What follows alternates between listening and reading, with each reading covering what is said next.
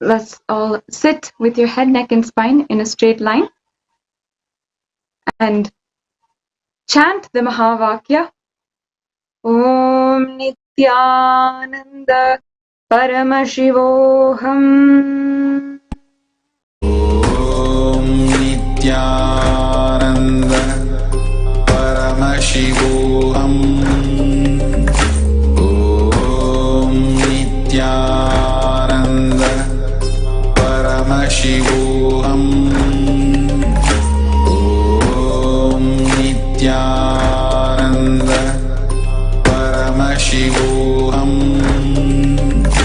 Om Nithyananda Paramashivoham. Om Nithyananda Paramashivoham. Om Nithyananda Paramashivoham. Om Nithyananda Paramashivoham. Om Nithyananda Paramashivoham. Om Nithyananda Paramashivoham. Om Nithyananda Paramashivoham.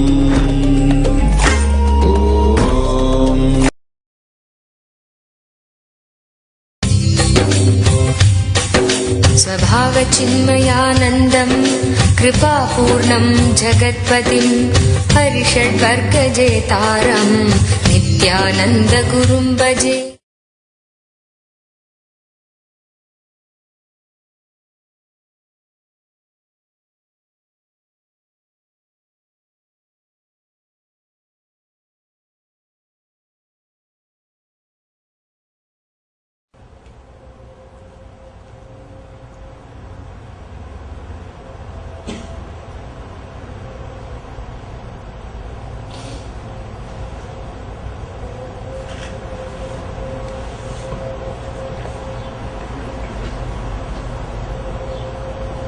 सदाशिवसमारम्भाम् शङ्कराचार्यमध्यमाम् अस्मदाचार्यपर्यन्तम् वन्दे गुरुपरम्पराम्.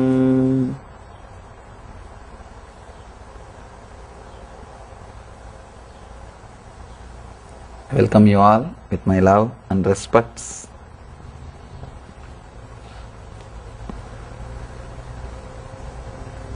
It's a beautiful day, 70th anniversary of my first experience.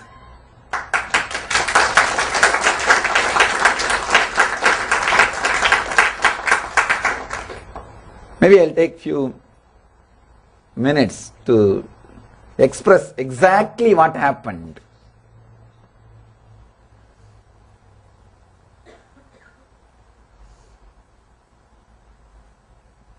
You see, around the age of 10, I used to go and see this great master Annamalai Swamigal. He's a great enlightened being, one of the direct disciple of Bhagavan Raman Maharshi.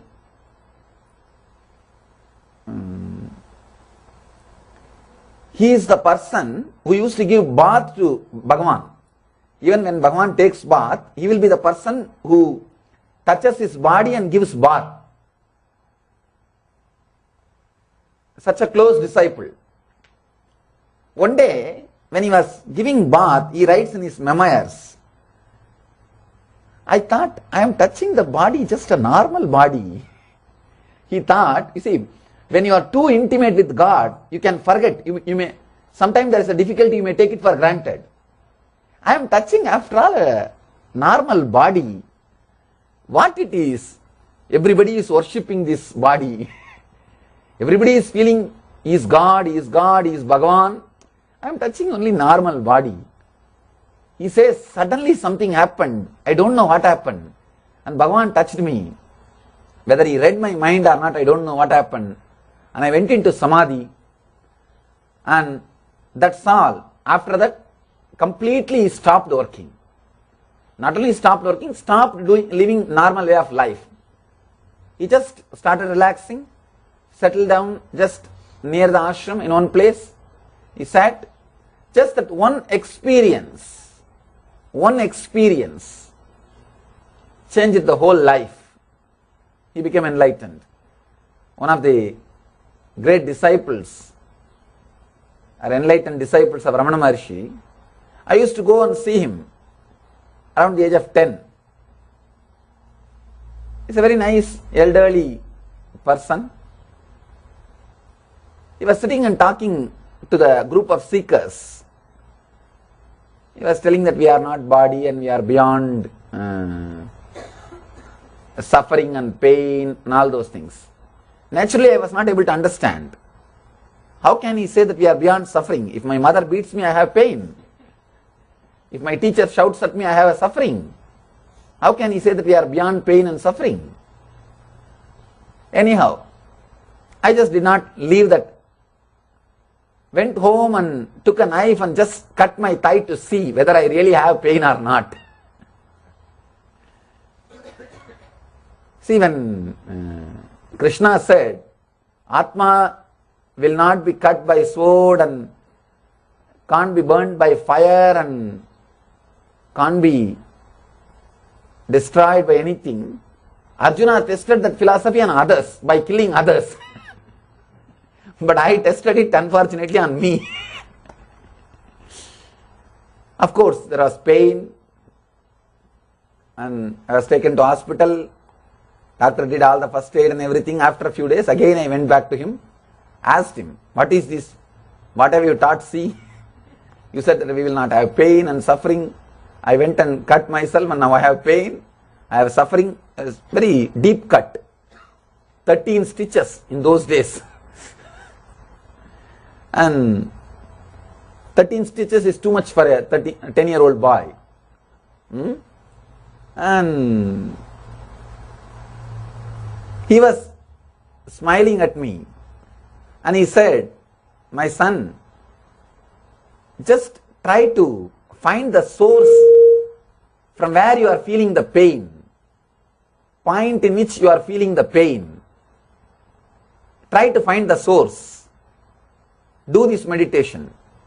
Even after he taught the meditation, I was not completely convinced. I told him, it's okay, you have given me blessing or initiation or meditation. You could have done this before I cut my thigh.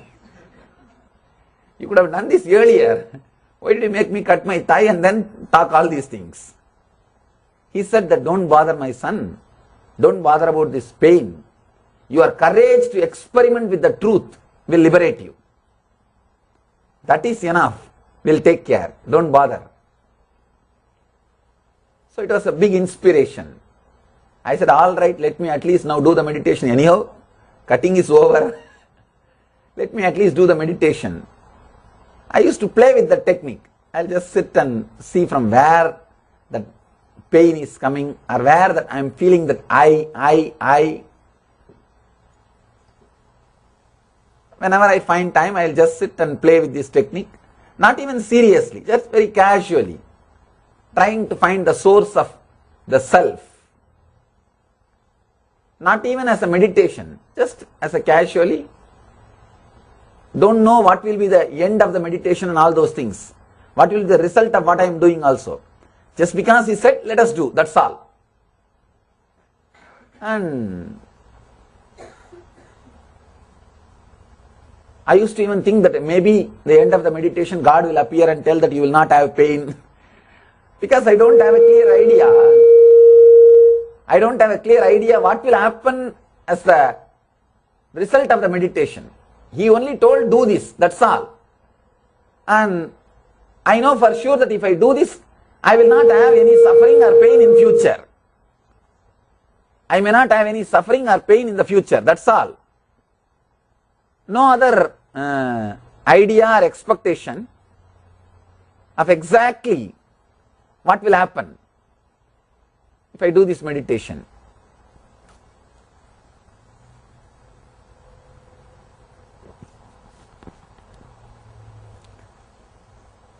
no idea exactly what will happen if I do this meditation.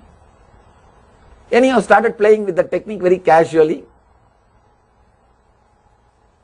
and one day, of course, the same day, second Tamil month, Purnima, Vaigasi is the month, Purnima, full moon day, evening, same time, around 4:30 to 6:30, maybe you can say this is a Sandhya time, when the sun sets and moon rises. In India, Sandhya means the this is the time, 4:30 to 6:30, that is a Sandhya time. Of course, I was not aware that today, that day was Purnima and all those things. I was just sitting on a rock in the Arunachala hill, trying very casually, sitting and trying to find the source from where that I is raising, that feeling of I is happening. That day I was sitting for quite a long time. Don't know why I was sitting on all those things. Just was sitting and trying to find the source in a deep way. Suddenly something happened, like I am being sucked inside, pulled inside. Just I was being sucked inside. I was sitting with closed eyes, but I saw very clearly something opened inside. The moment that opened inside, I was able to see whole 360 degree without opening my eyes. My eyes was closed, but I was able to see complete 360 degree. Whatever was happening in the front, side, back, side, and up, down, all the direction. Not only I was able to see, I was able to feel clearly how much you all are alive inside your skin. How much you all are alive. We are all alive inside our skin. We can feel we are living inside our skin. Same way, same intensity, I was able to feel I am alive in everything I was able to see. Understand? I was able to see the whole thing, whatever was around me, the plants, rock, tree, everything. And I was able to feel that I am alive in everything. How I feel, how you all feel you are alive inside your body, same way I felt alive with the whole cosmos, with the whole existence. It was just, till then I was body. After that experience, I am body also. Understand? I am body also. It was a very deep experience. If it is just a word or imagination, it won't make such a big impact on your inner space. It was a strong conscious experience. You see, now you know you are inside your skin. Anything you will listen as long as it does not disturb you. If something disturbs your life, naturally you know how to protect yourself because you are alive inside. It is your conscious experience. How many people may teach you that you are not a body? You will listen, but you will not allow them to work on you because your conscious experience is your body.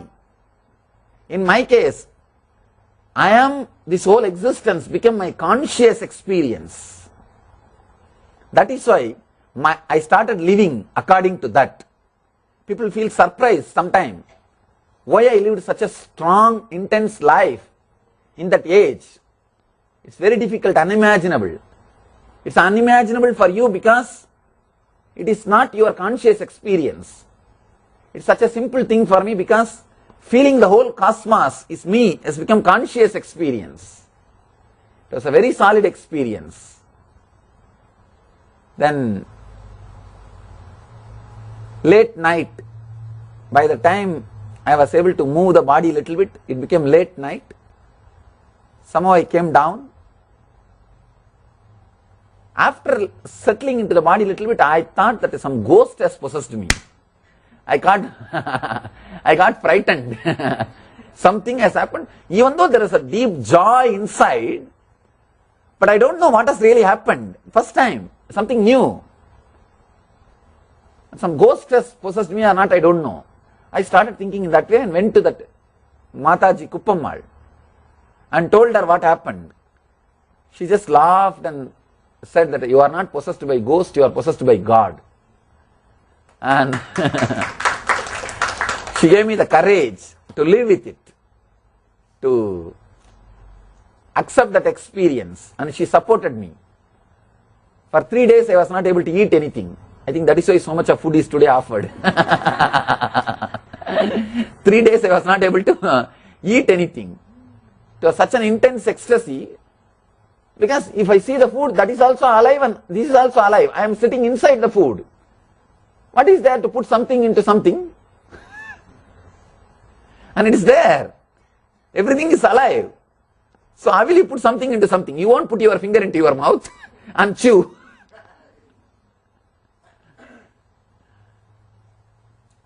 So how to put something into something? Everything is life. It was such a solid experience. It took 3 days. She used to put somehow she will put little food in the mouth and try to force me to eat, but it will come out, and this way it happened, and she took care. After 3 days, body became little settled.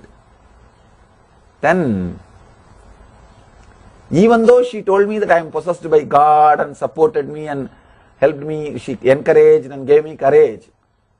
Even though she supported that fear, I never went near the track again for next 6 months. I'll never go near that area.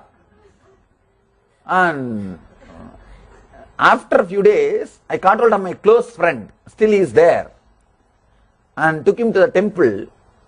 The temple, I told him, I want to tell you some important thing. And he said, okay. We went to one corner where no people come. Not much visitors come. He was sitting next to me and told him, hey, see, from that day, something happened to me in the hill. I am able to see all 360 degrees now.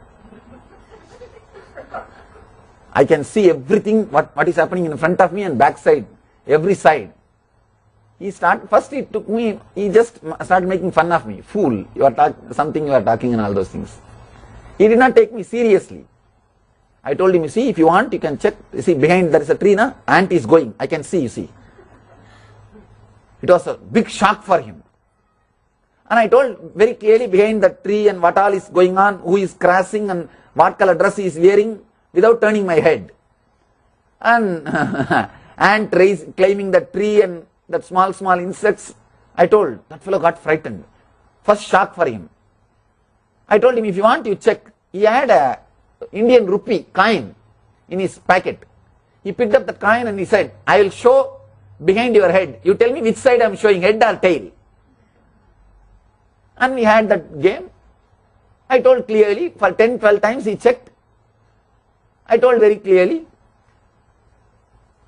That completely shook that guy. I told him, you also go and sit on the track, you will have this. No, because still I was not very clear why it happened and what happened and all those things. All I know is now I can see everything, and it is very joyful, like a bliss fever. It was a bliss fever, you see. And I told him, you also go and sit on the track. I will tell you where it happened. I won't come. You go and you will also be able to see like this everything.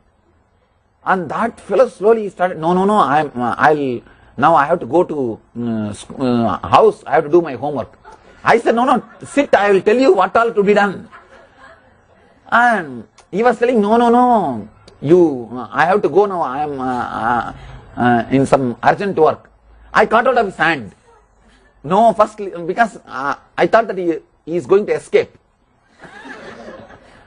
And he started saying, no, I am feeling like going to bathroom, leave me a hand.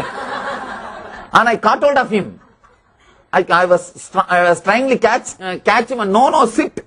First listen the whole thing. And I could see very clearly when I was trying to catch him without running, I could see very clearly, body may be two, but I am alive in both the bodies. Both the bodies I am alive.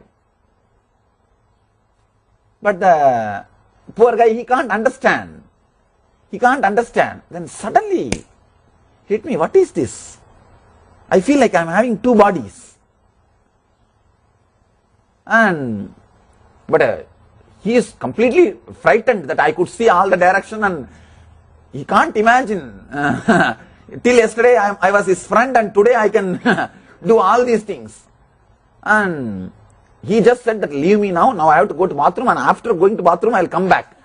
Because usually when you get frightened, first thing you will feel like going to bathroom only. This fellow ran, and whatever he did, 1 or 2, I don't know, but he ran away, never came back. And I was sitting there, thinking he will come back. And anyhow, after a few hours, I understood that this guy is not going to come back. I went back to home. Still now, he describes his experience, and Swamiji was catching me not to run, trying to make him sit. That time I felt that something was happening inside my body. He says that I am the first person who received energy darshan. He came and did our NSP. In NSP I gave energy darshan. He said that the same thing I felt that time. The same thing I felt I had experienced that time. So first energy darshan. And it was fun. It changed the whole perspective of life. Our experience about life and the idea about me and life and God, everything was changed. Earlier my idea about God, me, world, everything was totally different. Now my idea about the self, Jiva, the Jagat, world, and God, Ishvara, totally different. And yesterday I was sitting and talking with my ashramites. I was just seeing how this experience happened, why this experience happened. See, there are so many boys who are cutting their thighs or hands or legs in so many ways, but all of them are not having spiritual experience. Why did this happen? I can say one important reason. My whole inner space was ripe, ready for this small technique to just awaken or open it. Because constantly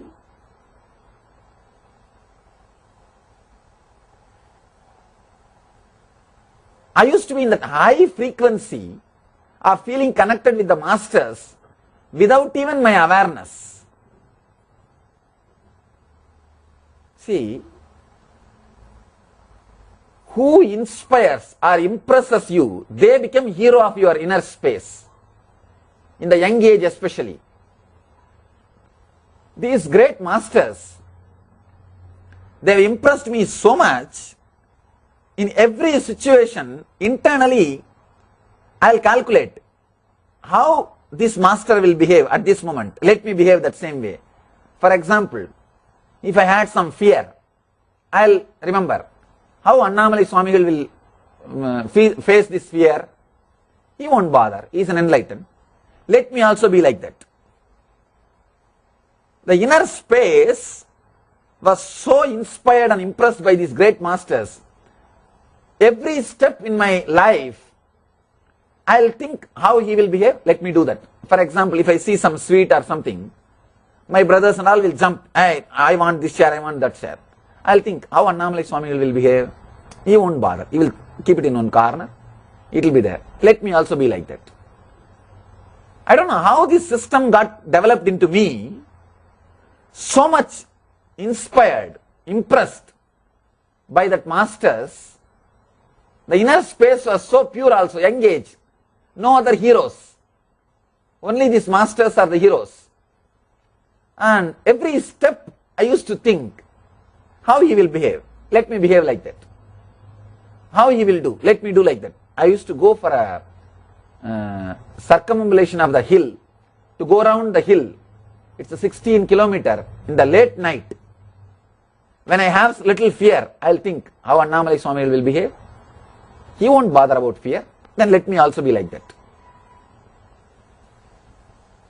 Let me tell you one incident. Really it happened.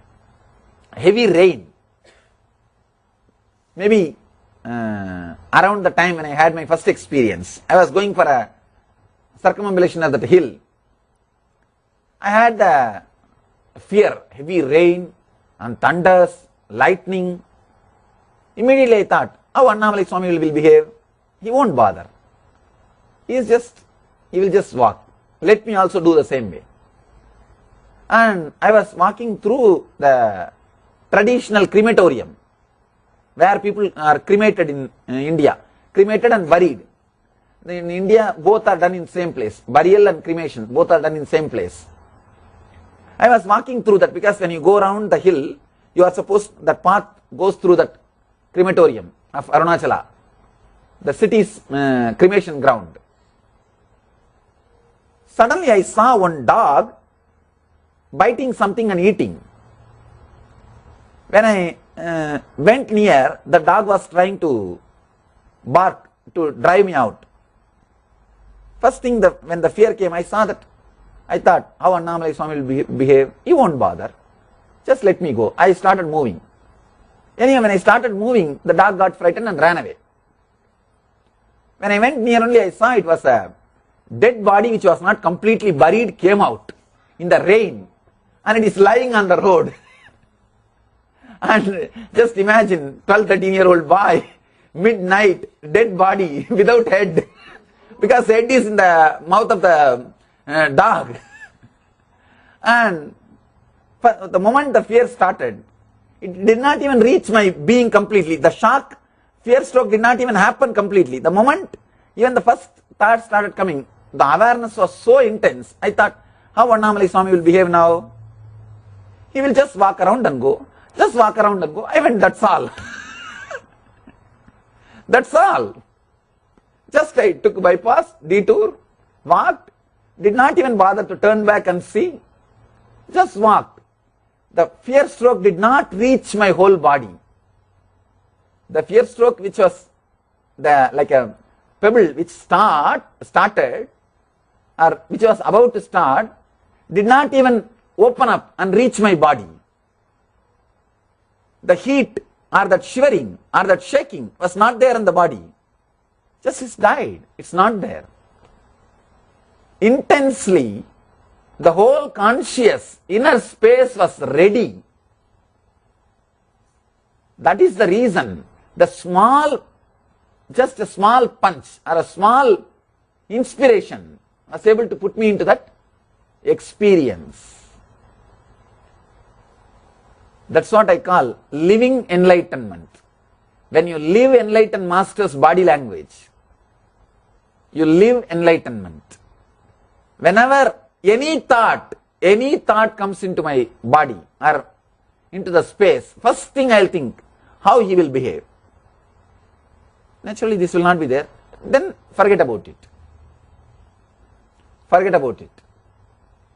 Anything, whether it is related to clothes or food or anything, if I feel little lazy to meditate or to walk, I'll think how Annamalai Swami will think now. How he will handle this situation. Naturally he will not bother about this laziness. He will get up and sit and meditate. Do that, that's all. So he became the scale. These masters became the scale or the inner space, just constantly from morning till night,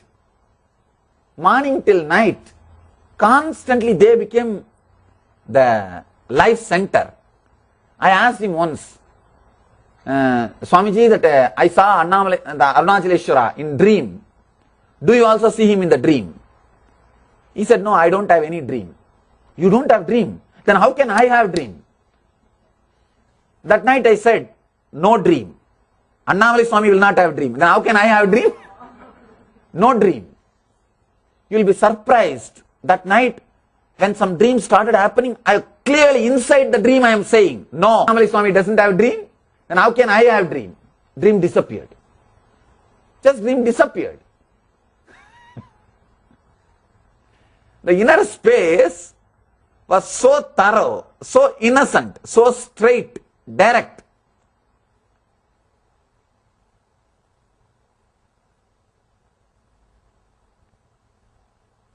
It just happened.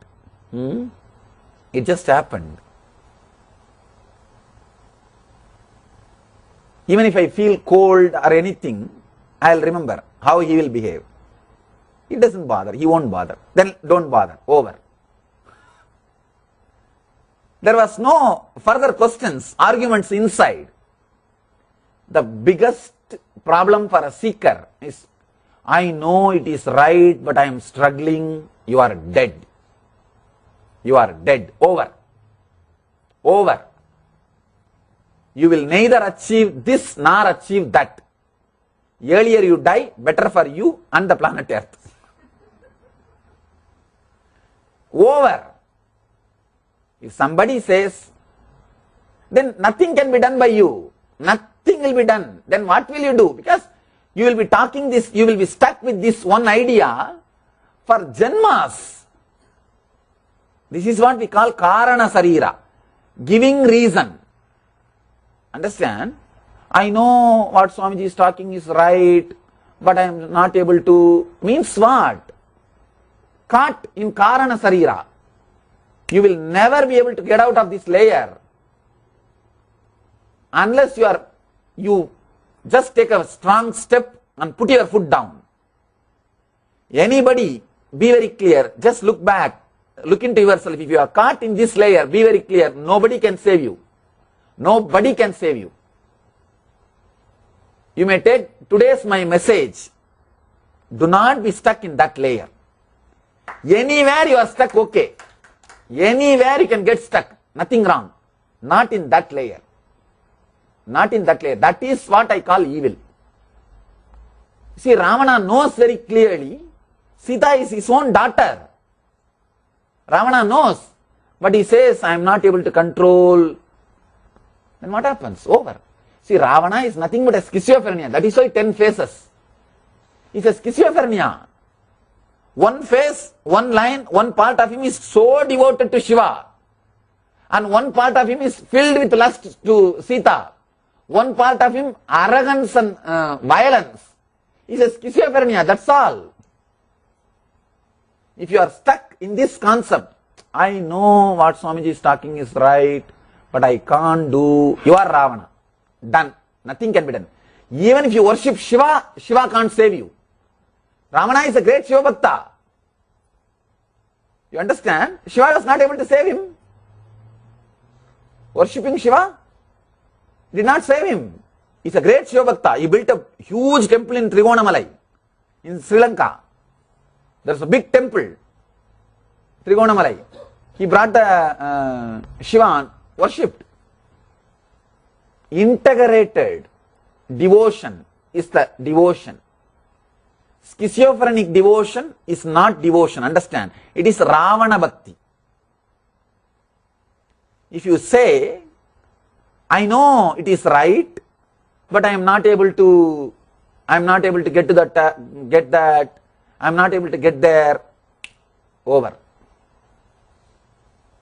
The reason for my first experience is, I never had that thought in my inner space. If Annamalai Swami will does, I will do, over. Nothing else. That's all. Any thought comes up inside, how will Annamalai Swami respond for this thought? how he will respond? How he will respond? He will not have this. Then forget about it. Then that is not mine. Over. Take this as a message. This is the message for you, you all. Understand, in any situation, just remember how Swamiji will behave. How Swamiji will react. How Swamiji will face this situation. Simply you will see new door opens. This is what I call living enlightenment. Understand? You don't need anything else. This one is enough. Even while you are sitting, if thoughts are coming, if Swamiji is just sitting, what will be going on inside him? Naturally silence. Then why are you thinking? Silent. Over. Nothing else. That's all. Your mind will, if your mind says, no, I know it's true, but I can't do this, it's too much. Then you think, if Swamiji's mind says like this, how he will behave? You would have finished the mind that moment. That's all. Nothing else. That's all. Just be very clear. Carry this one message. Maybe you can take this one message and let this message become life into you. The message of living enlightenment. See, understand, from the age of 10, of course, around the age of 10 only I was inspired and impressed by him. That was the time I started. But I didn't even know it's a meditation technique or it's a technique or all those things. Just it started. How he will behave. How Annamalai Swami will behave for this situation. Because many times in the house, my brothers or family will, if they start fighting for something, some share, this, that. And I'll think, how Annamalai Swami will behave? He won't even bother. Forget about it. Let them have. That's all. Because actually this is what I call relationship with Master. Relationship with Master is not just doing some puja or putting some flowers or worshipping him once in a while. No. Being thoroughly impressed by him. Anything comes up, fear or insecurity or greed or anger, anything comes up, just see how he will behave. Simply it will disappear. It will just disappear. A simple understanding. Living enlightenment. Simple understanding enough, it will disappear.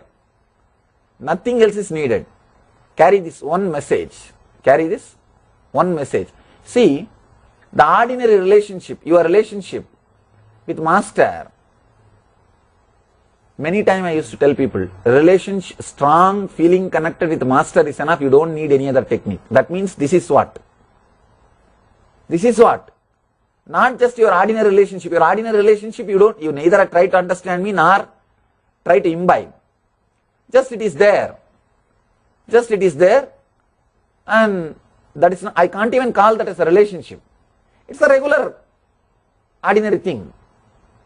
Feeling connected with Master means just living him, living Master.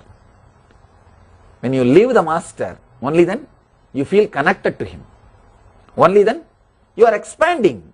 Only then something is happening in you. Otherwise you are Ravana.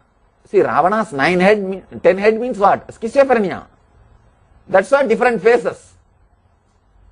Different phases of him only is called schizophrenia. And, sometimes he behave nicely, sometimes he behave rudely, sometimes with lust, sometimes with worshipping mood. That's why they put him all the phases. They described him like a cartoon, so many phases. Integrate. No Karana. No more being Ravana.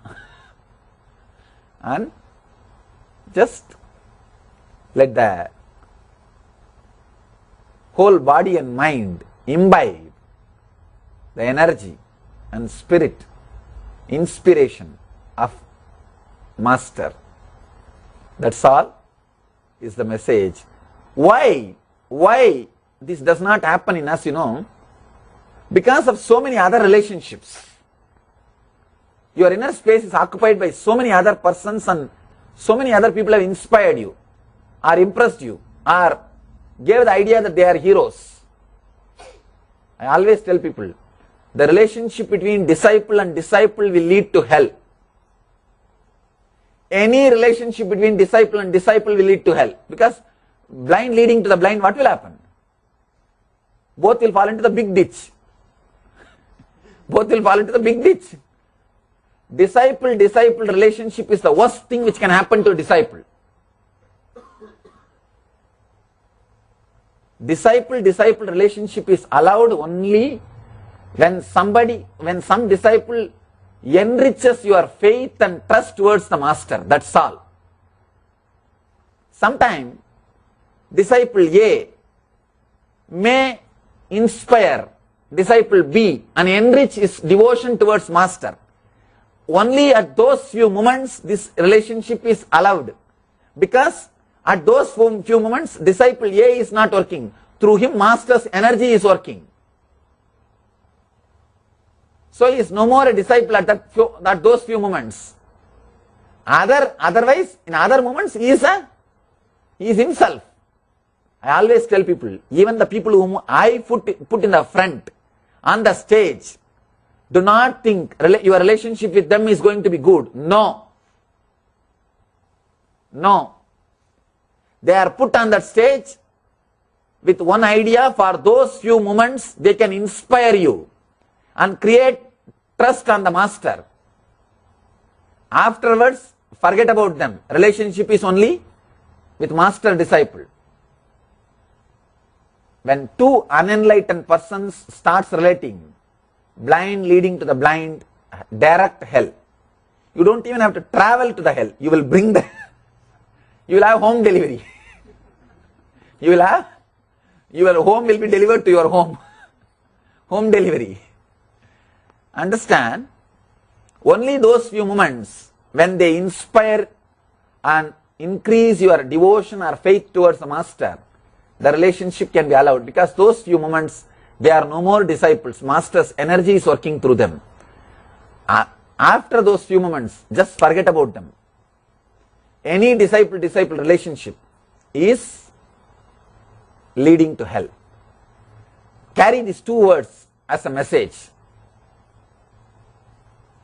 If just these two words, next Buddha Purnima, you will be celebrating your first experience. Understand? That should be the goal. Carry just these two as message. Anything comes in your mind, how Swamiji will behave. Do the same. And one more thing. Be very clear. When you behave as I am behaving, you will have whatever I am having. That's a promise from existence. Because I am not having anything for which I am not qualified. You understand? A corporate company may have something for which they are not qualified. That is why it is taken away. I am not having anything for which I am not qualified. That is why I don't have fear that something will be taken away from me. I am a solid rock. Anything which is around me, I am qualified. Same way, when you just carry this one message, live like a master. For whatever you are qualified, it will always gather around you. And it will always stay with you. It will always be with you. Understand? Person who is courageous enough to say, how master will live? This is the way. Let me live. If your mind may create some other question, who knows, this is the way he will behave. I think he behaves in a different way. No. He may behave, but what can I do? I am not in that state now. I have not reached that stage now. He is enlightened. Then ask your mind, how Swamiji will behave for this thought? He will just not bother. He won't bother. I was not enlightened when I started living like Annamalai Swami. So naturally, he will not bother. Let me also not bother. Over. That's all you need to carry. when you carry this one truth in you, you are carrying me. You are carrying me. Carry the master. You will give birth to yourself. If you carry your husband or wife, you will give birth to one more person. Carry the master. You will give birth to yourself. You will give birth to yourself. Just these two is take the message for you to take home. Disciple-disciple relationship is hell. Understand? I am not saying it will lead to hell. That itself is hell. And that is the reason your inner space is caught by too many unnecessary things. Second thing, important thing, for anything happens in you, how the master will behave, how master will respond, how master will be. Just be. Don't bother about any difficulty. Any difficulty comes up, just see how he will behave at this time. At the most, what difficulty can come? Death. Just remember how Swami will die. He will die, leave the body beautifully. Let me also do the same thing. That's all. What else is there? Nothing else. Anything can come. Just remember that one thing. How he will live, how he will live. Do the same thing. Over. Actually, this feeling connected, that gave the truth. That made me alive, intense, energetic. So even a small inspiration, this technique is very simple technique. Even such a simple thing can lead to such a wonderful experience because I was ready. Otherwise, there are so many people who are sitting and asking, who am I, who am I, who am I, from where thoughts are coming. But nothing is happening to them except little mosquito and forget about seeing 360 degree. They stop seeing even inside. Even understand, carry this one message. Only later on I came to know that that day was Purnima. Afterwards, it's Mataji Kuppammal, she, her sannyas name was Brahma Yogini Vibudananda Puri Devi. Vibudai. She is called as Vibudai. It is she who found out from the calendar that was Buddha Purnima evening. The same moon which witnessed Buddha's awakening. Same moon as witnessed. Understand, the same moon is coming again and again. So, let the moon not miss some more enlightenments. Give some more chance to the moon. There is every possibility. All of you can give chance to the moon. Just carry this one message. Understand, it should go so deep in your inner space. While dream starts coming inside you, you should remember, hey, will Swamiji have a dream? No. Then relax. It should go so deep into your inner space, and it can go. Many times you can see, you will be aware inside your dream itself. You will be aware inside your dream. One person came and told me, Swamiji, I had a dream that some ghost was trying to catch me. Inside dream I remembered you, and suddenly that it has left. Means what? Inside dream also, the faith that Swamiji will save me has gone inside. When that can go inside, this can go inside. Not that in dream ghost will catch you. Dream itself is a ghost which will catch you. Suddenly, clearly remember, over. It is possible. Carry this one. How Swamiji will behave. Any problem can be solved with this one thought. Anything in the internal world can be solved. Because Paramahamsa is a person who has seen all experiences. He is only called Paramahamsa.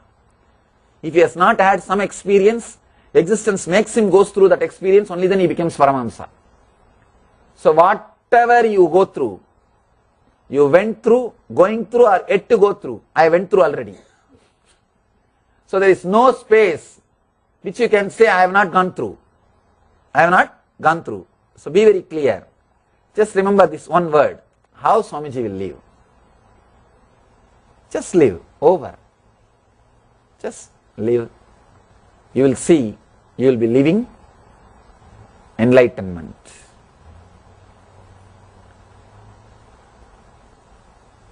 So carry this one message and live it. And remove all other relationship from the head.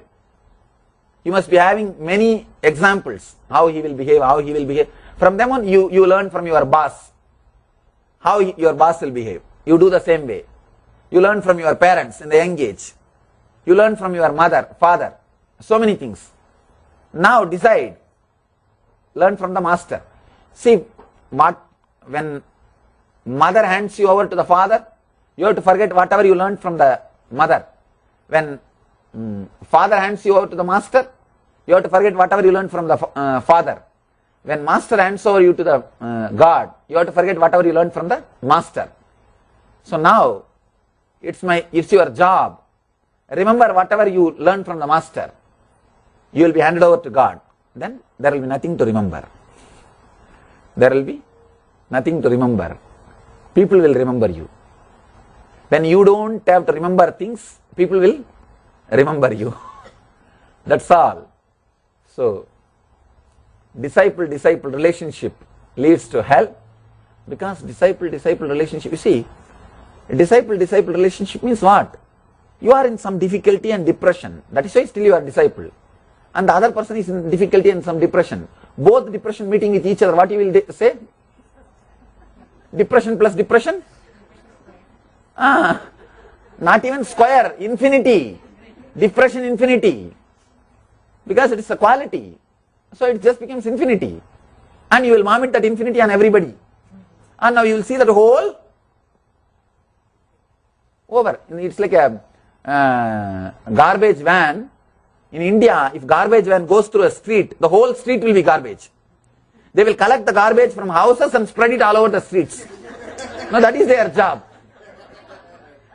Now you can say that today morning through the street garbage van went, garbage truck has passed. Same way, when two depressed people gather and walk through a street, they will put garbage on everybody and go back. Do not be an Indian garbage truck. Depression, and not only, see, when two depression gathers, it's not just depression square, depression infinity, because they will vomit depression on everybody.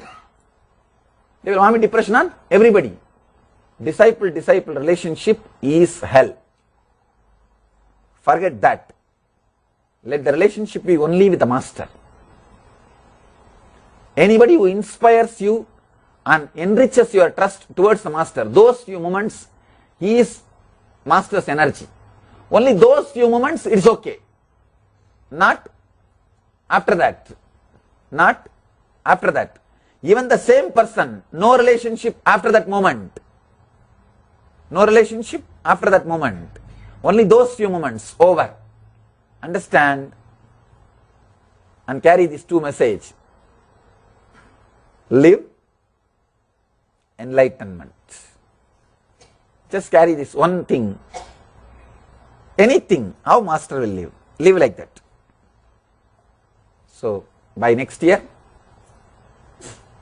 you will be celebrating your anniversary of first experience. My blessings, let you all live enlightenment and achieve and radiate the eternal bliss, Nithyananda. Thank you.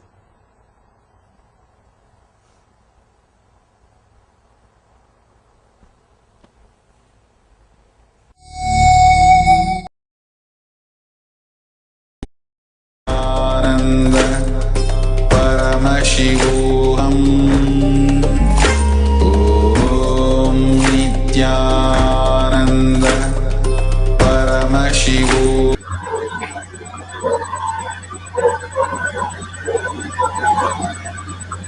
Nithyanandam, one truth that we can carry, not just for today, but for lives together, just to live like Swamiji.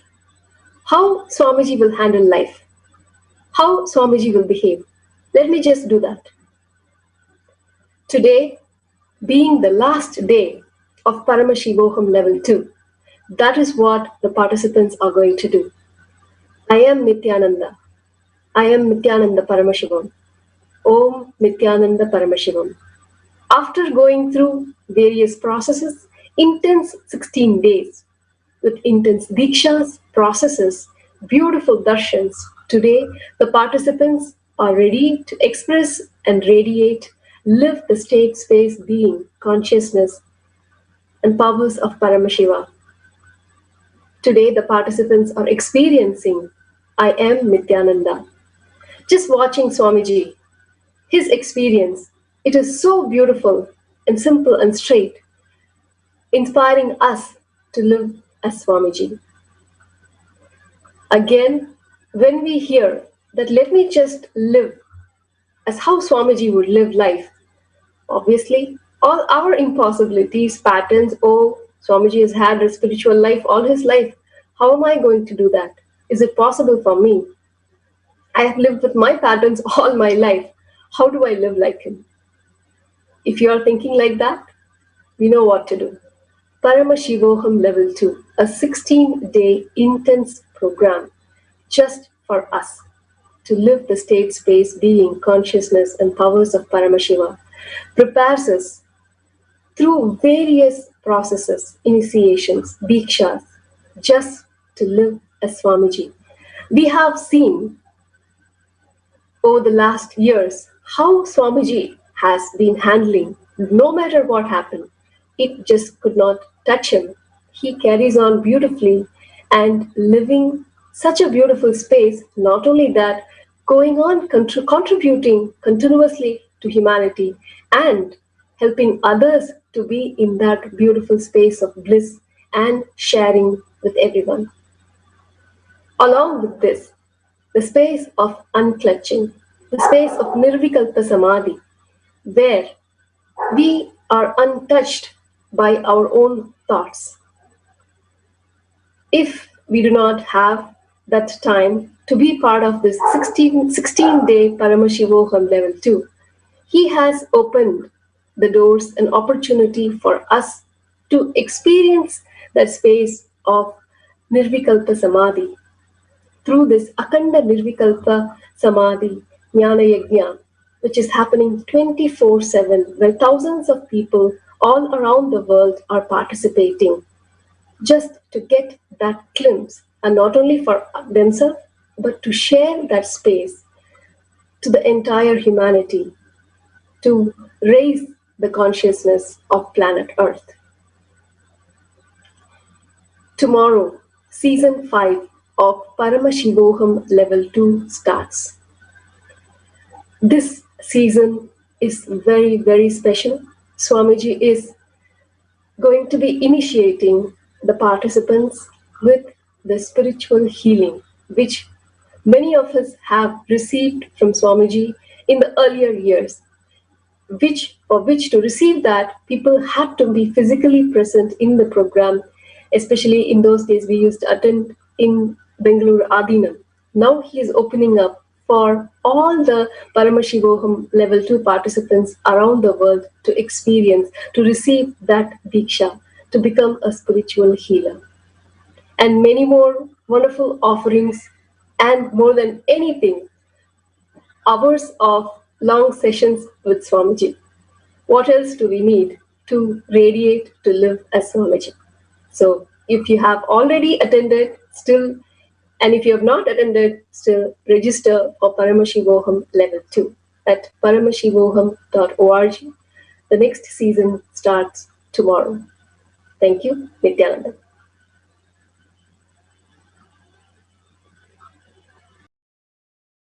Paramashivoham Om Nithyananda Paramashivoham Om Nithyananda Paramashivoham Om Nithyananda Paramashivoham Nithyananda Paramashivoham Om Nithyananda Paramashivoham Om Nithyananda Paramashivoham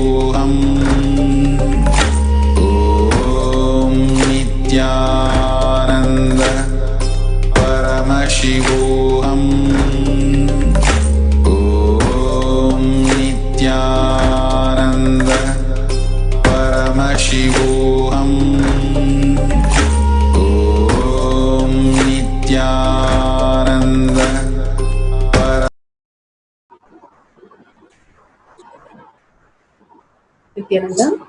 Let's start the power manifestation session. Let's sit straight, visualize Bhagwan in third eye, and let's start with the Sadguru Vandana.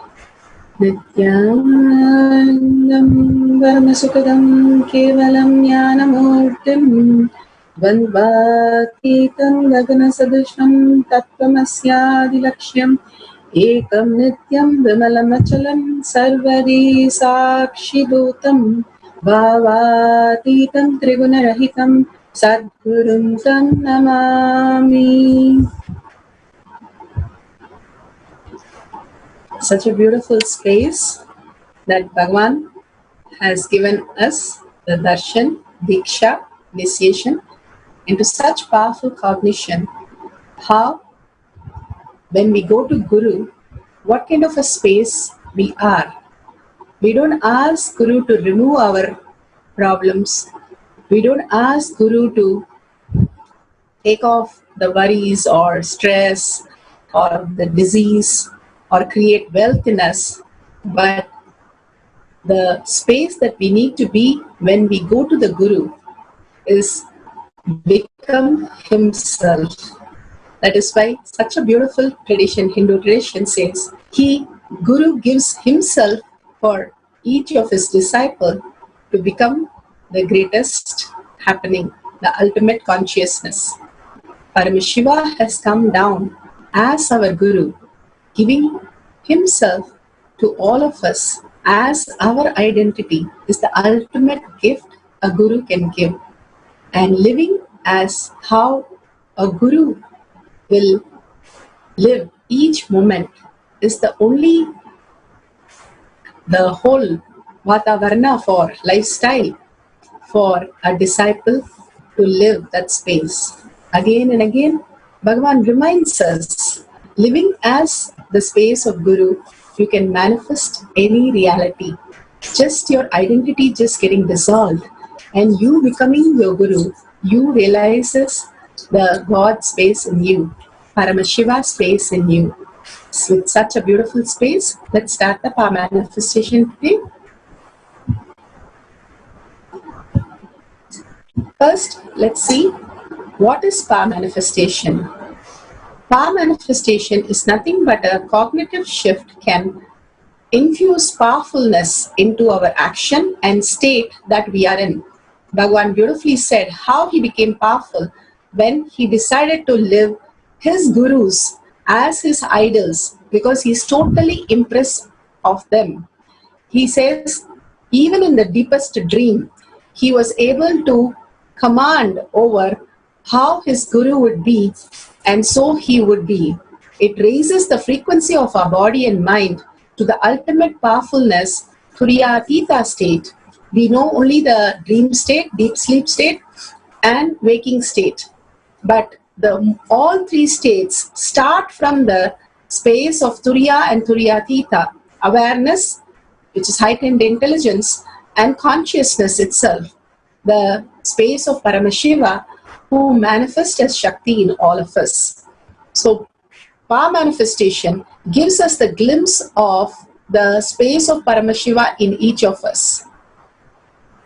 Who is Paramashiva? Paramashiva's face, Satyojata face, who's a manifester, Vamadeva, whose sustenance, Agora, who's the regeneration, Tatpurusha, who's the Throbhava, delusion, pulls us out of delusion, and Anugraha, the most beautiful space of liberation, Ishana face.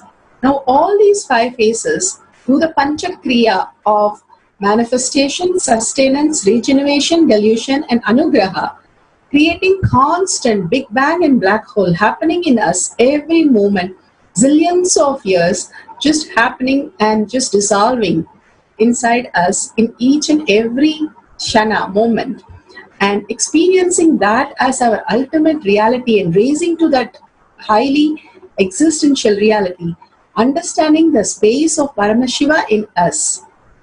Bhagwan himself has given us the initiation into experiencing the highest state of consciousness. His Divine Holiness Nithyananda Paramashivam is a reviver of Kailasa.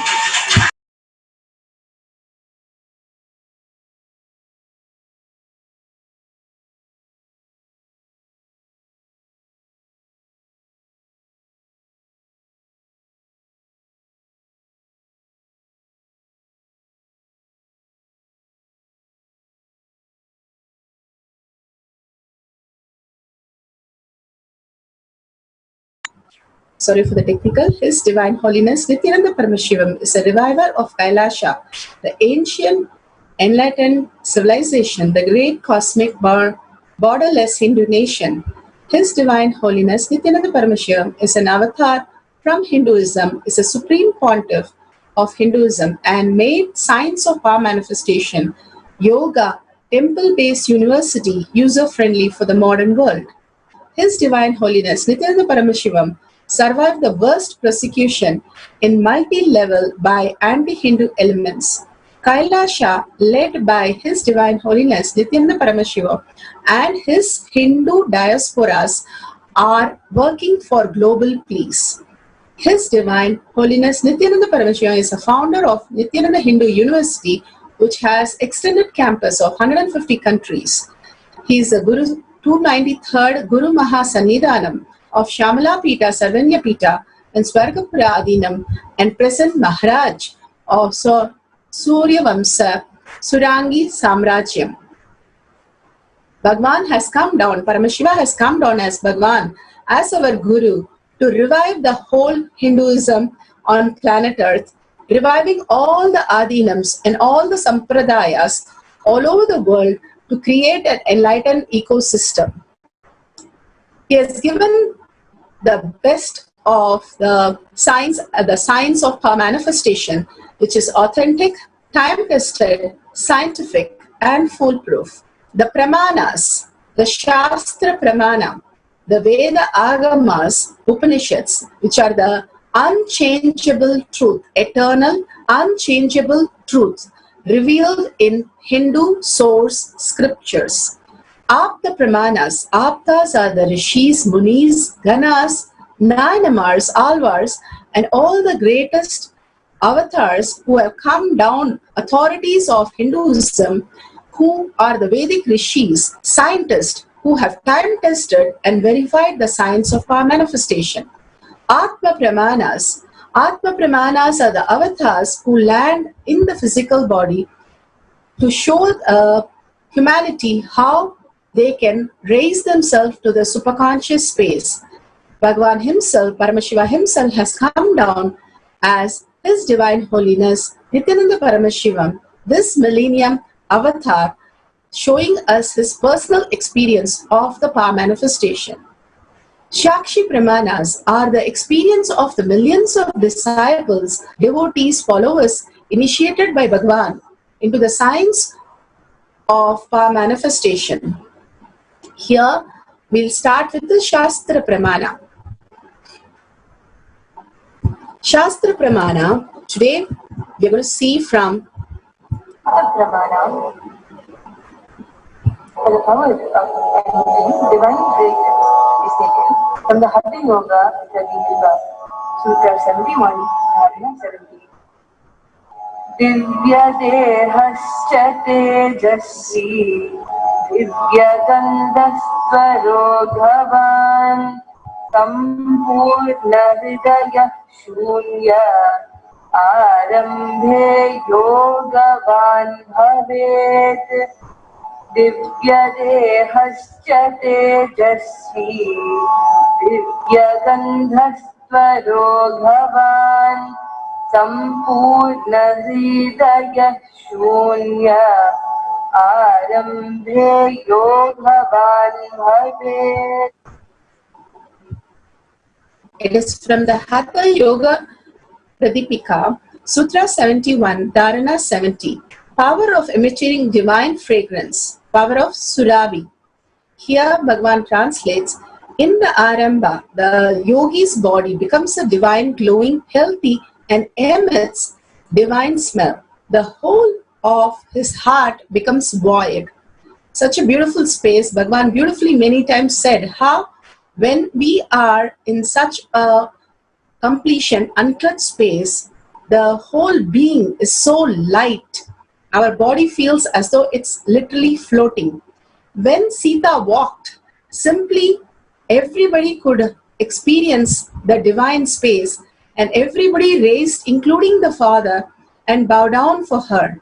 The space that we carry is very important. How we are carrying our load of past, or we are just like a feather floating in the air with such a oneness space, unclutched space with the higher reality. The more and more we are unclutched with the inner identity and outer identity, the mamakara and hankara, and only hold the identity of our guru as your only identity, understanding, living, experiencing only as a guru, Bhagavan beautifully says, in a year you can celebrate that beautiful space in you as Paramashiva. Such a beautiful space emits, glows, and manifests as the Divya Sarira. Literally, the divine Surabhi starts emitting from that body. We'll go to the Apta Pramana. Apta Pramana, the Kunglikalaya Nayanar. He was a very poor person who had a family, and he used to put the Kunglikalayam, the incense for the Shiva temple, the Swayambhu Shiva temple near in Mayiladurai, near the river Kaveri in Chola kingdom. He used to go and offer this service every day and many times a day. And he ran out of money to buy the incense for showing the offering for the deity. So he continues to do whatever he can to get it. One day his wife said, "We don't have any food in the house," and she gave the last whatever she had, the gold or the money, and said, "Please go and buy some food." He went out to buy some food, but there he saw the incense, and he simply gave up all the money that he had, the last penny, completely sarva parityaga, just to get the incense. And he ran to the temple in such a joy, forgetting everything other than that. And he started offering the incense for Sadashiva. And the story goes that Sadashiva himself came in such a beautiful fragrance, and he was blessed with everything auspicious. And Sadashiva said, "Go back home and eat. You will be having all the supplies that you need."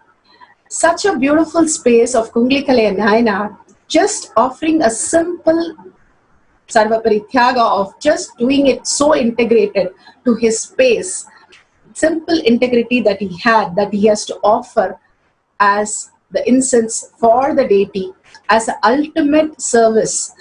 And he kept that integrity, experiencing Paramashiva himself as the ultimate and experiencing the ultimate space of oneness with Paramashiva. Sita was living like that in a highest reality. And so beautiful, all these divine beings are in the space of the higher reality as their identity and simply manifesting that as their reality. The Atma Pramana, Bhagavan has given millions of darshans, diksha, initiation to millions of devotees continuously, day and night, hour and hour, hour after hour, continuous. And whoever went near him was able to only smell the fragrance of jasmine, sandal, and other divine fragrance, and nothing they could see of tiredness or boredom or any of the foul smell. It is so graceful how he holds his body, just gracefully walks, gracefully holds his own body, because he lives as Paramashiva, the ultimate compassion. Other than the space of Paramashiva, he says, "There is nothing in me." Such a beautiful space that Bhagavan plays the Leela of how he holds the highest reality in him. In each of the stories that he narrates, again and again he brings only, I can allow Paramashiva space in me.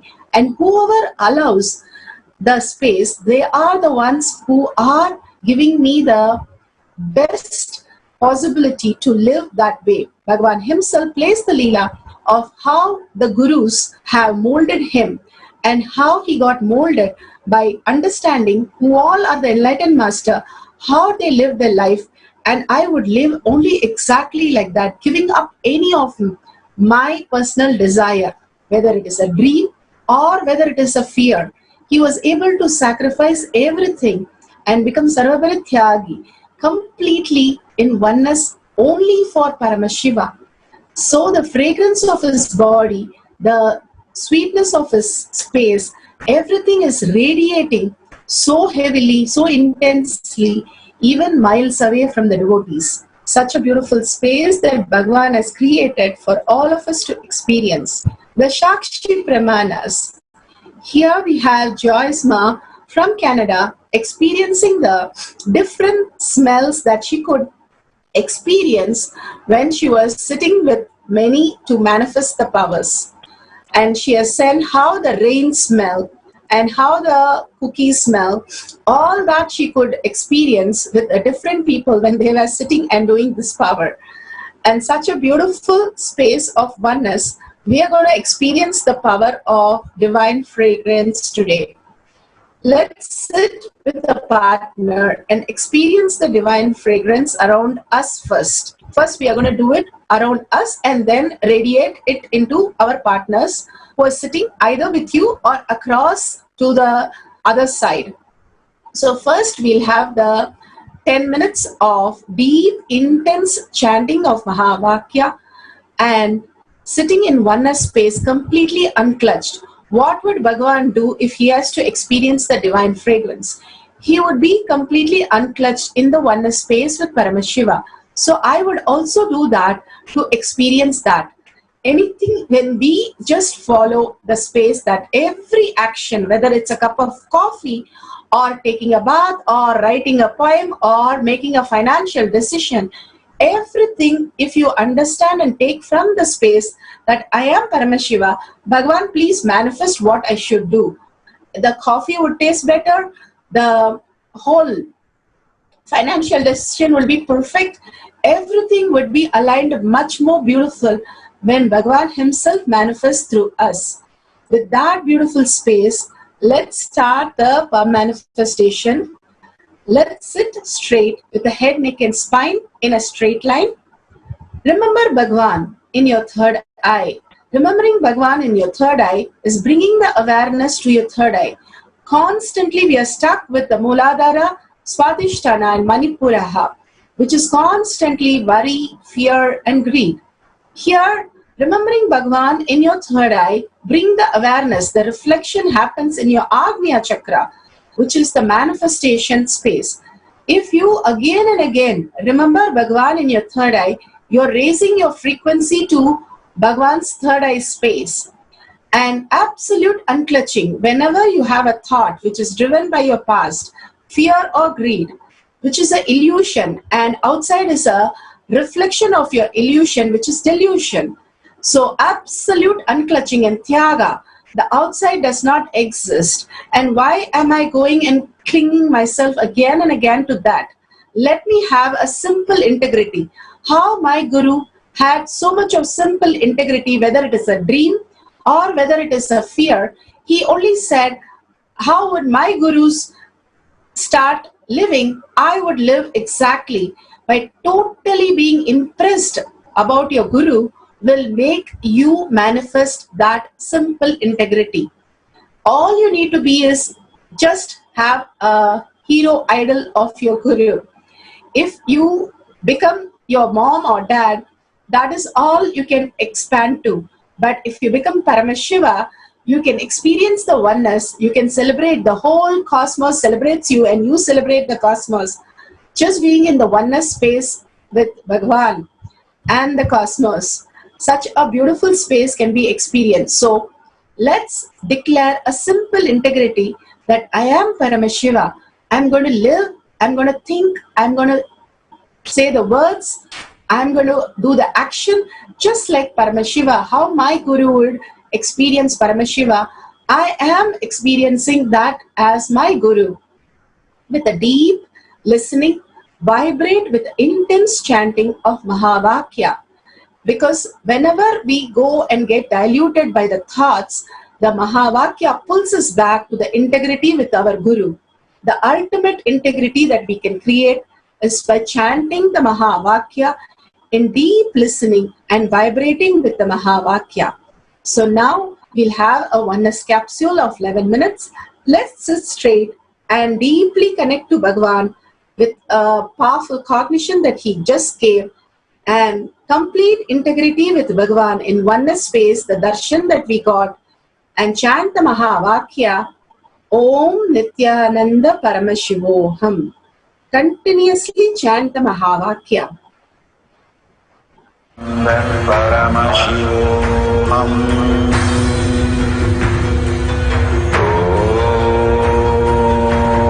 Nithyananda Paramashivoham. Om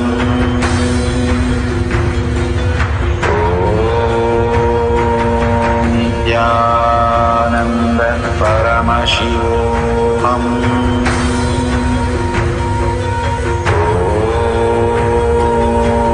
Nithyananda Paramashivoham. Om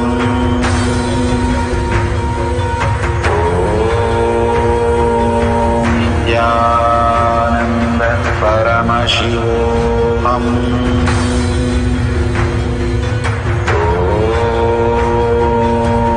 Nithyananda Paramashivoham.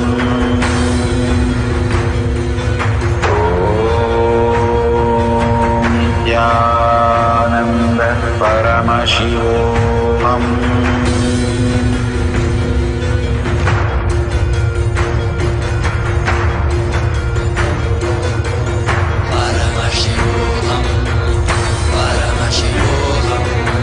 Let Paramashiva's third eye manifest in all our third eyes.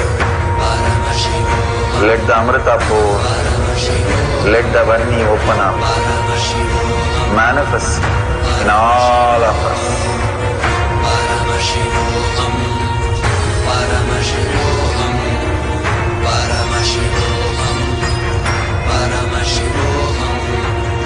Let Paramashiva overflow, manifest the powers in all our third eyes. Om Nithyananda Paramashivoham. Om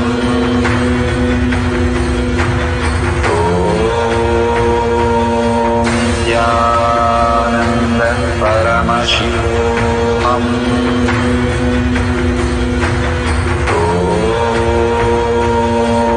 Nithyananda Paramashivoham.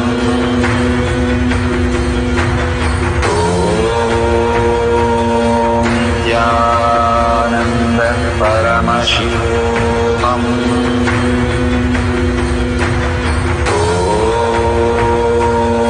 Nithyananda Paramashivoham. Om Nithyananda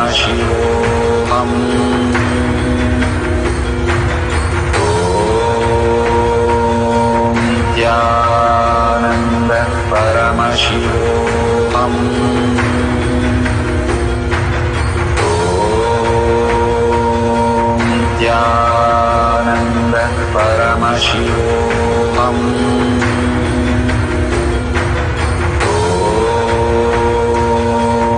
Nithyananda Paramashivoham. Om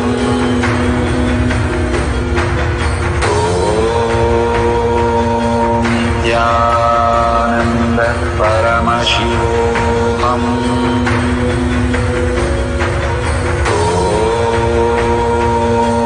Nithyananda Paramashivoham. Om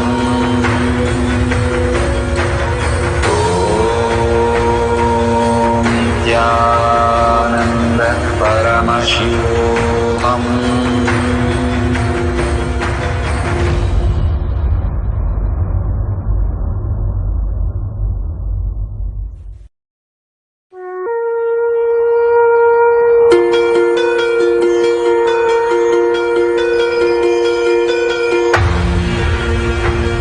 See yourself as 25-headed, 50-handed Paramashiva, as eternally 16, youthful.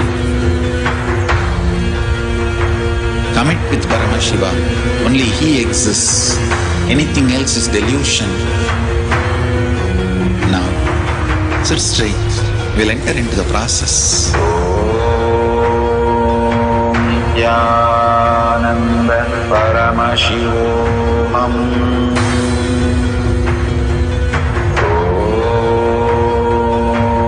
Nithyananda Paramashivoham.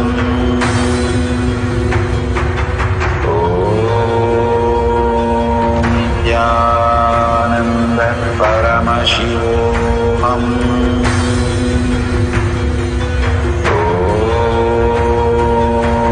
Nithyananda Paramashivoham.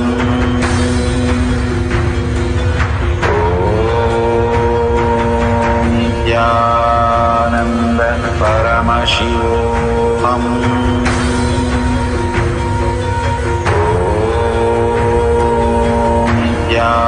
Nithyananda Paramashivoham.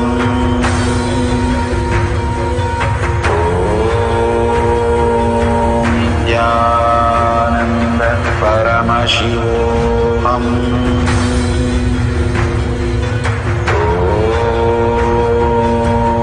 Nithyananda Paramashivoham.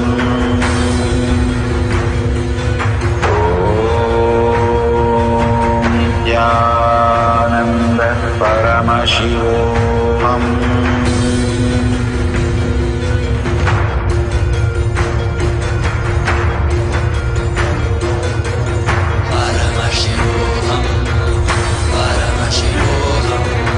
Let Paramashiva's third eye manifest in all our third eyes.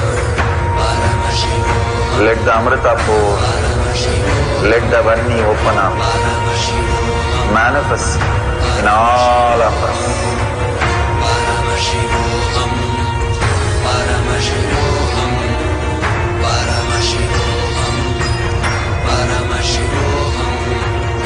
Let Paramashiva overflow, manifest the powers in all our third eyes.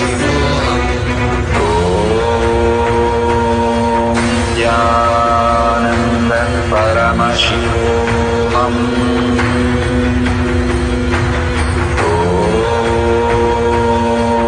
Nithyananda Paramashivoham.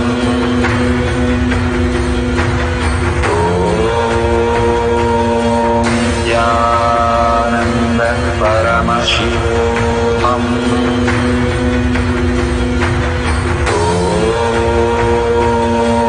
Nithyananda Paramashivoham.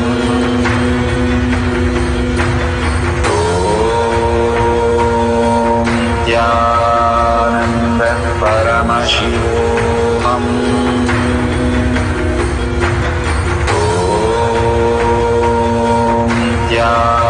Nithyananda Paramashivoham. Nithyananda Paramashivoham.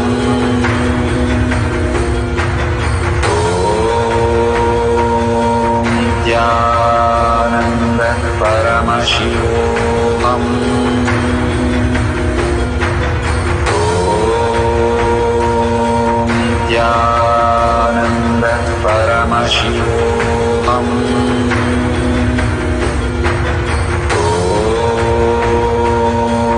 Nithyananda Paramashivoham.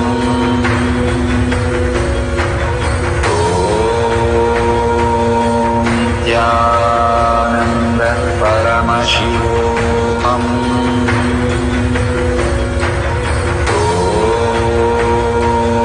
Nithyananda Paramashivoham.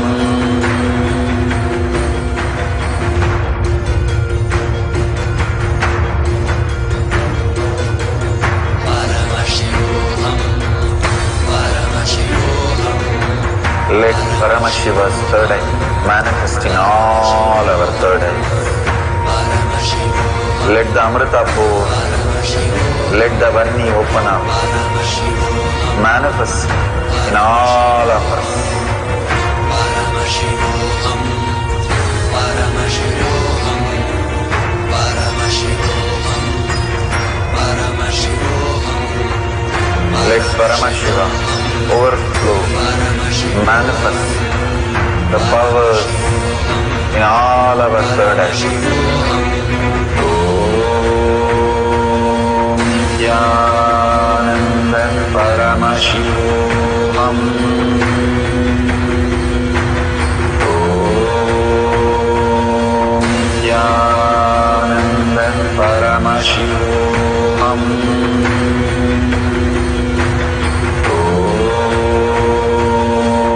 Nithyananda Paramashivoham. Om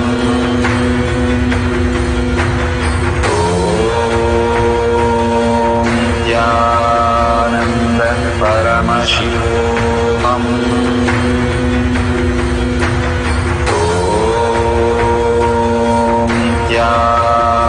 Nithyananda Paramashivoham.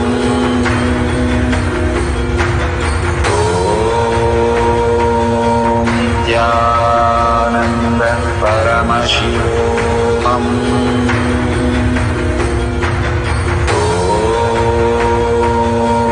Nithyananda Paramashivoham. Om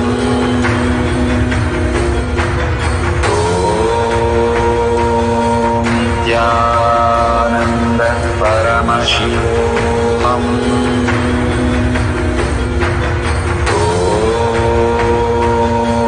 Nithyananda Paramashivoham.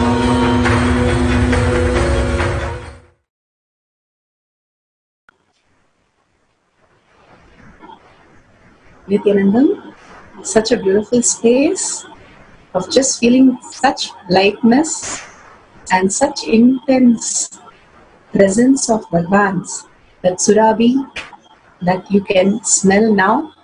Bhagwan beautifully says, the original smell, the smell of the rain is what we are supposed to smell as human beings. But because of so much of the different Western ways of living, we have forgotten how even to smell. And Bhagwan beautifully says, when you are in Goshala, you will get back your smell of the basic fragrance that we have. And so beautifully, again and again, in oneness with Bhagwan, the less of you and more of him, such a transfusion, like how we do a blood transfusion, it's literally the Guru transfusion that has to happen in us. It's literally melt in being how intense, how integrated to who he is, simple and so profound, sculpting each word for us to live the highest reality. The will persistent that he had for so many years to hold that oneness space. Paramashiva is ultimate, Paramashiva is real, and Paramashiva is manifesting through me.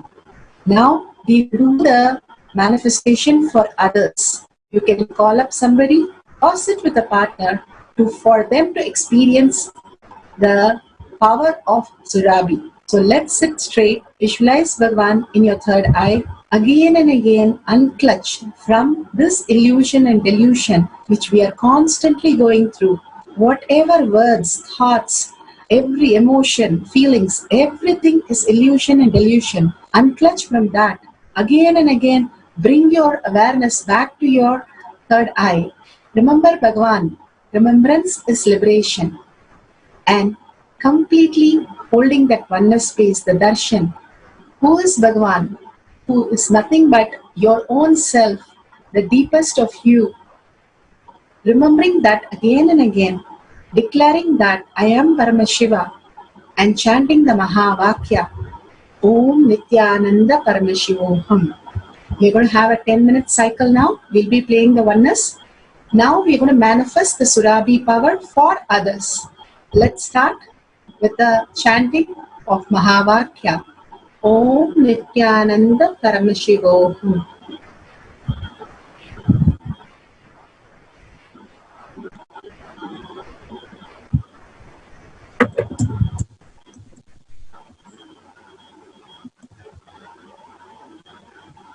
please continue chanting. We'll play the oneness capsule.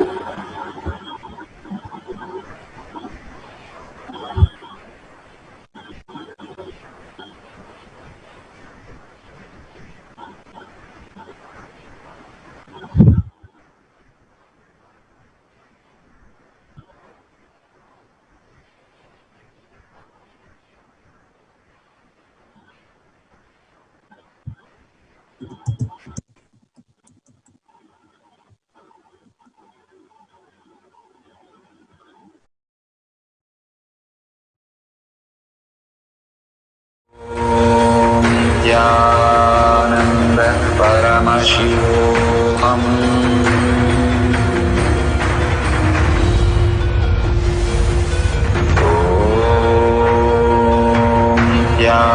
Nithyananda Paramashivoham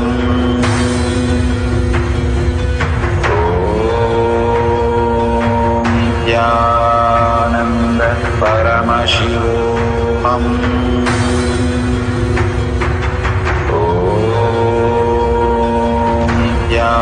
Nithyananda Paramashivoham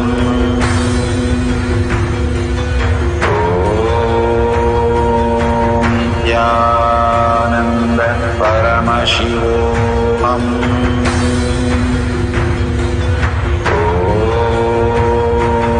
Nithyananda Paramashivoham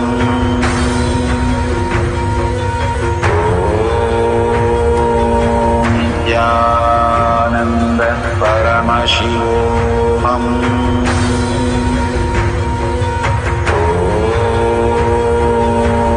Nithyananda Paramashivoham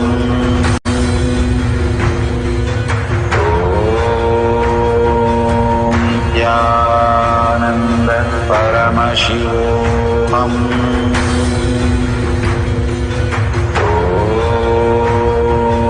Nithyananda Paramashivoham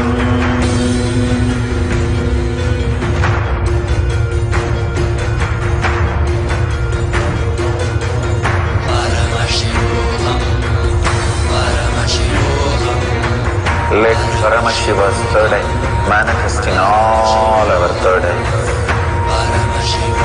Let the Amrita pour, let the Vani open up, manifest in all of us.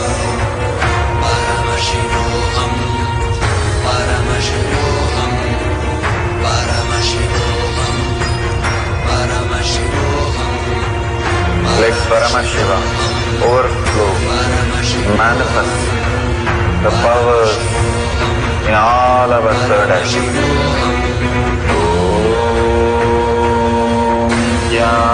Nithyananda Paramashivoham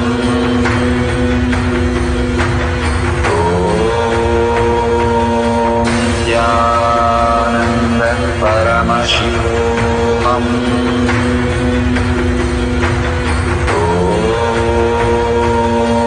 Nithyananda Paramashivoham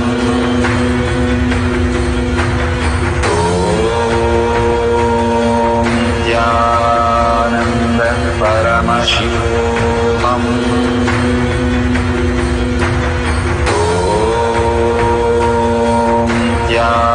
Nithyananda Paramashivoham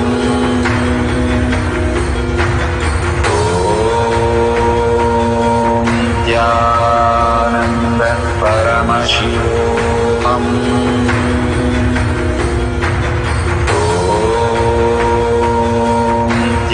Nithyananda Paramashivoham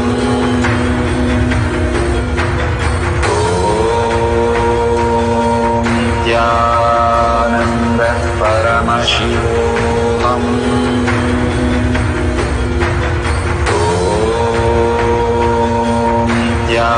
Nithyananda Paramashivoham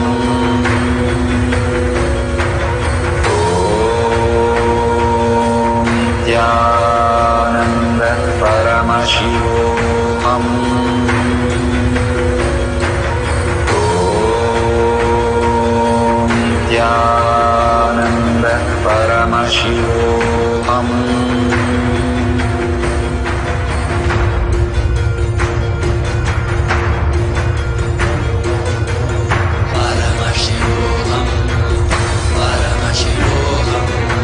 Let Paramashiva's third eye manifest in all our third eyes.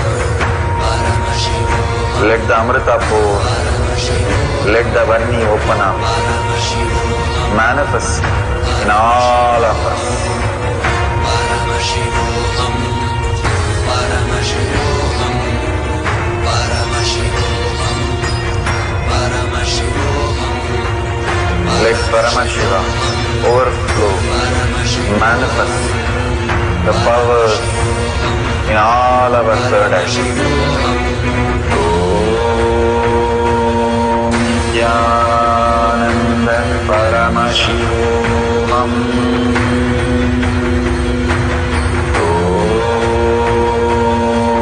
Jnana Paramashivoham.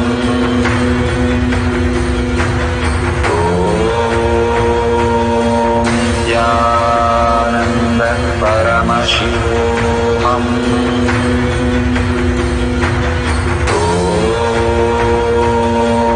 Jnana Paramashivoham. Om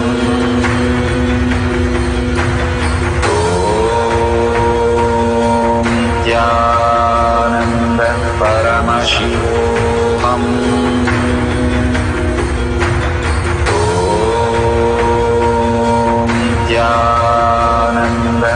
Paramashivoham. Om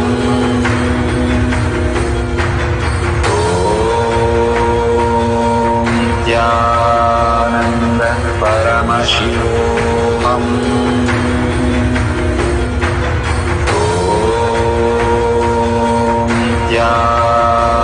Jnana Paramashivoham.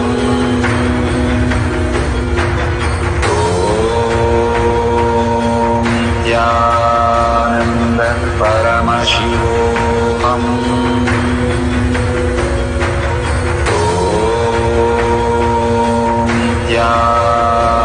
Jnana Paramashivoham. Om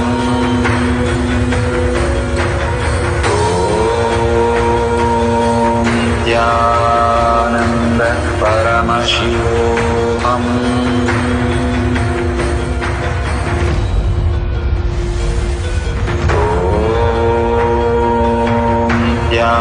Nithyananda Paramashivoham. Om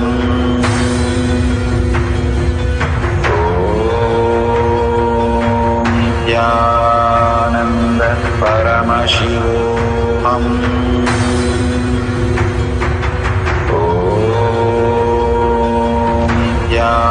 Nithyananda Paramashivoham.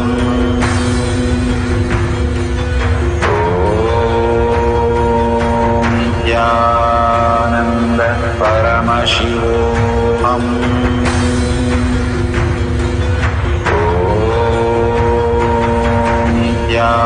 Nithyananda Paramashivoham. Om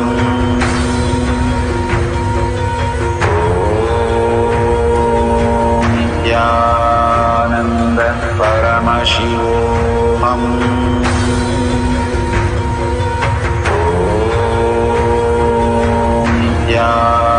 Nithyananda Paramashivoham. Om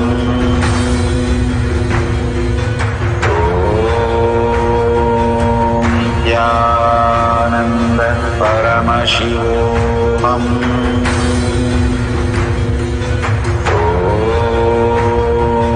Nithyananda Paramashivoham.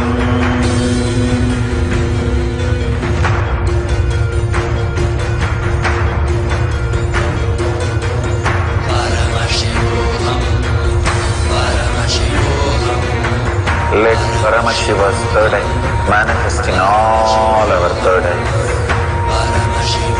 Let the Amrita pour, let the Varni open up, manifest in all of us.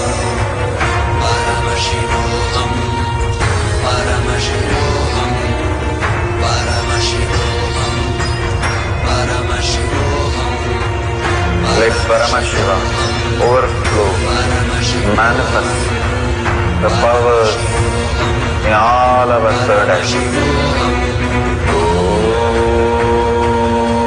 Om Jnana Paramashivoham. Om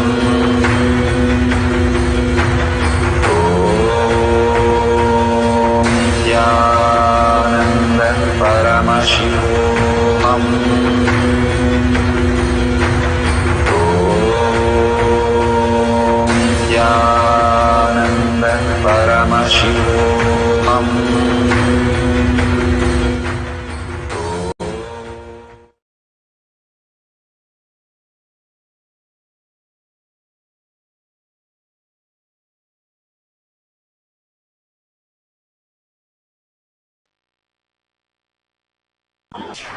Nithyanandam, this is for the viewers on NTV or YouTube or Facebook. If you're part of the Paramashivam program, please go ahead with your next session and please update the poll.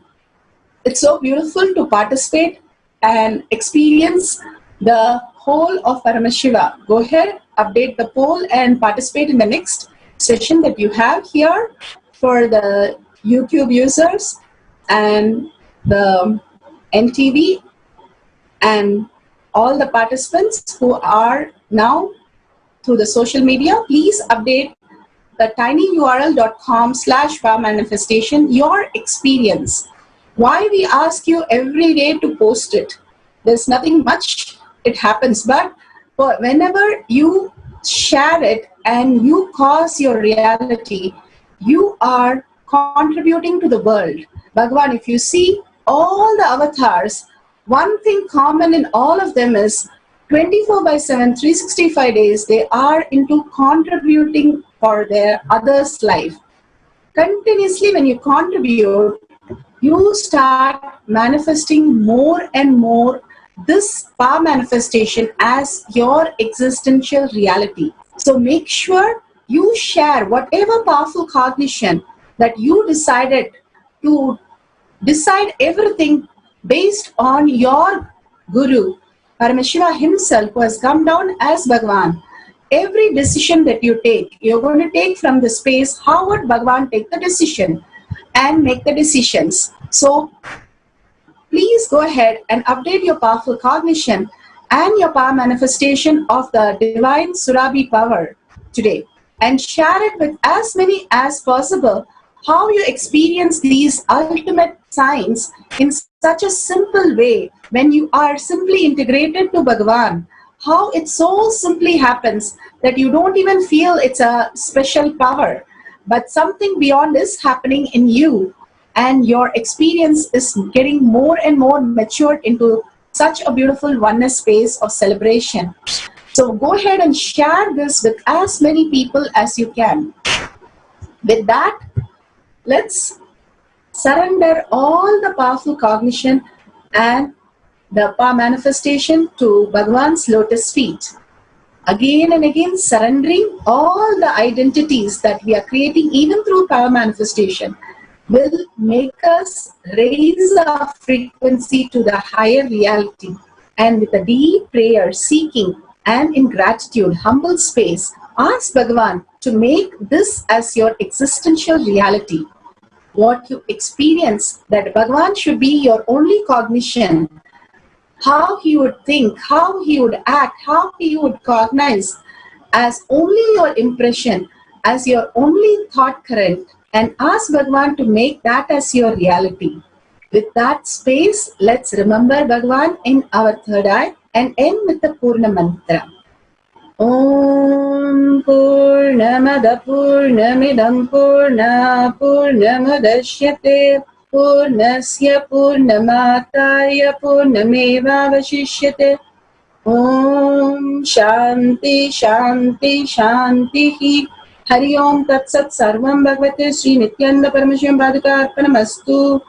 Om Nithyanandam.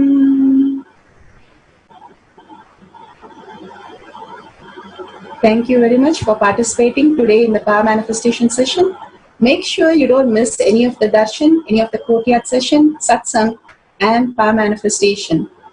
Again and again, share with everybody and bring new people for the satsang or getting the blessings darshan from Swamiji. Thank you, Nithyananda.